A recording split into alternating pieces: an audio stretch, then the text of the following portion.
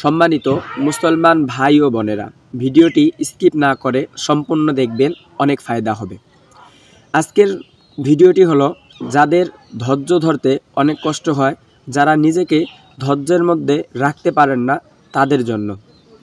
হযরত আইয়ুব আলাইহিস সালাম যখন অনেক কষ্টের মধ্যে পতিত হয়, তার যখন ধৈর্য শেষ হওয়ার দ্বার প্রান্তে চলে যায়, যখন আইয়ুব আলাইহিস সালাম রোগ আক্রান্ত হয়ে নিজের ফ্যামিলি, পরিবার এবং নিজের দেশ থেকে বিতাড়িত হয়ে একটি জঙ্গলের মধ্যে চলে যায়, তারপরেও তিনি আল্লাহ তাআলার প্রতি বিশ্বাস রাখেন এবং ধৈর্য ধারণ করেন।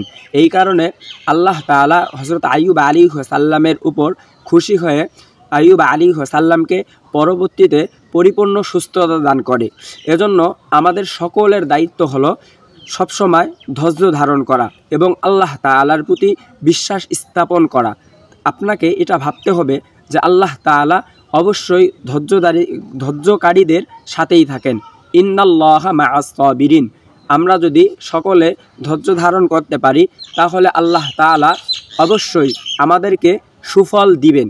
এজন্য আমাদের সকলের সম্পূর্ণ দায়িত্ব হলো যে কোনো বিপদের সময় নিরাশ না হয়ে আল্লাহ তাআলার উপর অটুট বিশ্বাস রাখা এবং ধৈর্য ধারণ করা।